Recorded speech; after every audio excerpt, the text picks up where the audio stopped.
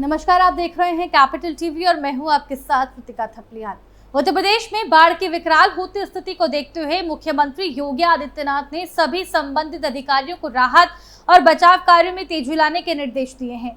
CM योगी ने विशेष रूप से अति संवेदनशील और संवेदनशील जिलों के प्रशासन को अलर्ट पर रहने का आदेश दिया है ताकि किसी भी प्रकार की जानमाल की क्षति से बचा जा सके। मुख्यमंत्री द्वारा निर्देश जारी होते ही सभी जिलों के अधिकारी हरकत में आ गए हैं। जिला प्रशासन बाढ़ प्रभावित क्षेत्रों पर लगातार नजर बनाए हुए है और स्थिति पर नियंत्रण पाने के लिए हर संभव प्रयास किया जा रहा है।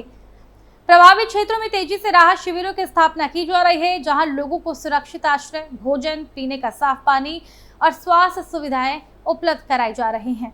राज्य सरकार के निर्देशानुसार राहत कार्यों के लिए राष्ट्रीय आपदा मोचन बल एनडीआरएफ, राज्य आपदा मोचन बल एसडीआरएफ और प्रांतीय सशस्त्र बल पीएसी की टीमें लगातार सक्रिय हैं। इन विशेषज्ञ टीमों को जलभराव वाले इलाकों में पहुंचाकर वहां फंसे लोगों को सुरक्षित स्थानों पर पहुंचाया जा रहा है।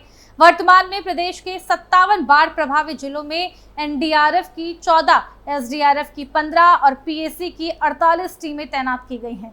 ये टीमें आधुनिक उपकरणों और राहत सामग्री से लैस होकर लोगों को तत्काल सहायता प्रदान कर रही है।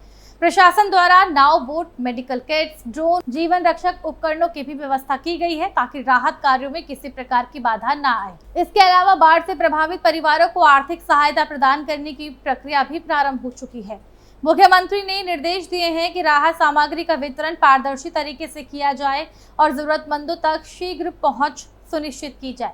मुख्यमंत्री स्वयं स्थिति की निगरानी कर रहे हैं और समय समय पर अधिकारियों के साथ बैठक कर राहत कार्यों की प्रगति की समीक्षा कर रहे हैं। सरकार का मुख्य उद्देश्य है कि किसी भी नागरिक को कोई असुविधा न हो और सभी प्रभावित लोगों को समय रहते आवश्यक मदद मिल सके। राहत आयुक्त भानुचंद्र गोस्वामी ने बताया कि वर्तमान में प्रदेश के 21 जिलों की 48 तहसीलें प्रभावित हैं। इन इलाकों में बाढ़ से 1,72,255 लोग प्रभावित हैं और इन सभी को राहत प्रदान की गई है। वहीं बाढ़ की वजह से 20,336 मवेशियों को सुरक्षा स्थान पर शिफ्ट किया गया है। 356 बाढ़ प्रभावितों को आवास हेतु सहायता और राहत पहुंचाई जा चुकी है। प्रभावित क्षेत्रों में 1,196 नावों और मोटर बोट्स की सहायता से राहत सामग्री पहुंचाई जा रही है और इसके अलावा 4,867 नावों को प्रीपोजिशन किया गया है। इन इलाकों में अब तक लगभग 12,000 खाद्यान्न पैकेट और 1,63,548 लंच पैकेट वितरित किए जा चुके हैं। वर्तमान में बाढ़ प्रभावित क्षेत्रों में 30 से ज्यादा लंगर के जरिए पीड़ितों को भोजन की सुविधा भी दी जा रही है। 38,615 से अधिक लोगों को सुरक्षित स्थान पर शिफ्ट किया गया है। योगी सरकार द्वारा बाढ़ प्रभावित इलाकों में पीड़ितों के साथ मवेशियों की सुरक्षा और उनके खाने पीने का भी पूरा ध्यान रखा जा रहा है।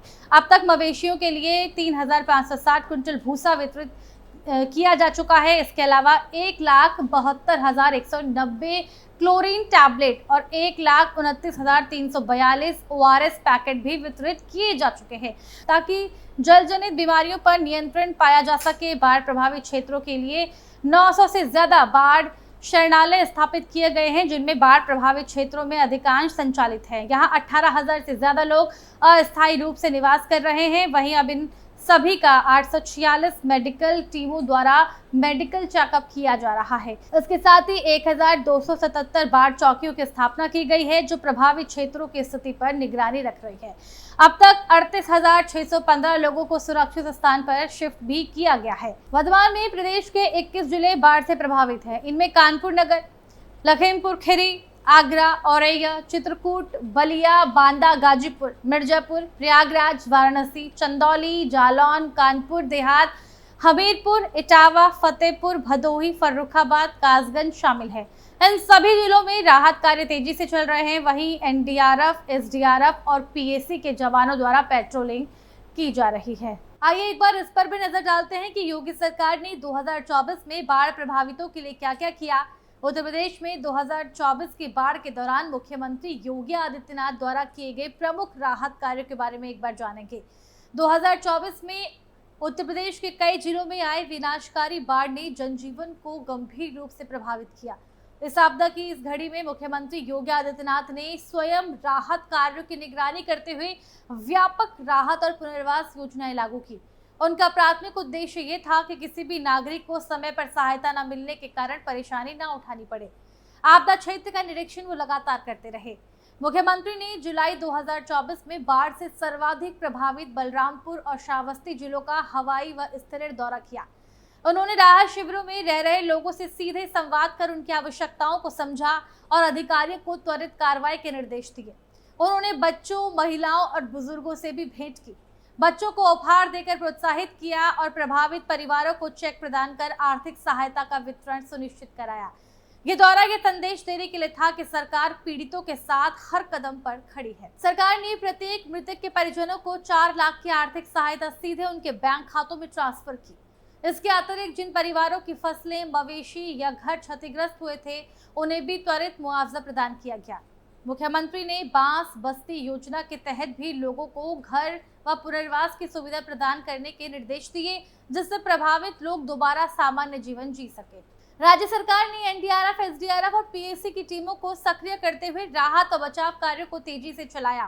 कुल 923 फ्लड आउटपोस्ट और 1000 से अधिक राहत शिविर स्थापित किए गए, जहां लोगों को भोजन, पानी, दवाइयां, ओआरएस पैकेट्स और क्लोरीन टैबलेट्स जैसी आवश्यक सामग्री वितरित की गई।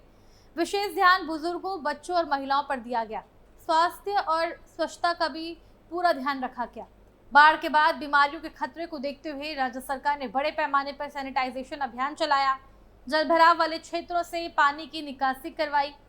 मोबाइल मेडिकल टीमों द्वारा शिविरों में रह रहे लोगों का नियमित स्वास्थ्य परीक्षण किया गया और आवश्यक दवाइयों की व्यवस्था सुनिश्चित की गई।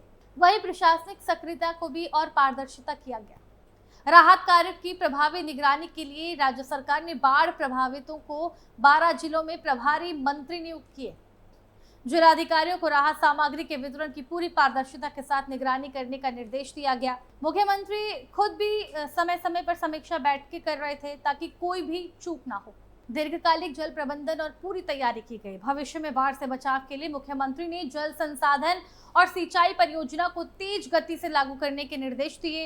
इसमें सैरू कैनाल और बांसागर जैसी महत्वपूर्ण नहर परियोजनाएं शामिल थी। इसके साथ ही सरकार ने कुल 1665 फ्लड कंट्रोल परियोजनाएं पूरी की, जिससे लगभग 40.72 लाख हेक्टेयर भूमि को बाढ़ के खतरे से संरक्षित किया जा सका। मुख्यमंत्री योगी आदित्यनाथ के नेतृत्व में उत्तर प्रदेश सरकार ने 2024 की बाढ़ आपदा से निपटने में तत्परता, संवेदनशीलता और कार्यकुशलता का परिचय दिया। राहत, पुनर्वास और दीर्घकालिक सुरक्षा के लिए उठाए गए कदम ये दर्शाते हैं कि राज्य सरकार प्राकृतिक आपदाओं से निपटने के लिए तैयार और प्रतिबद्ध थी। फिलहाल के लिए केवल इतना ही। बने रहिए हमारे साथ और देखते रहिए कैपिटल टीवी उत्तर प्रदेश।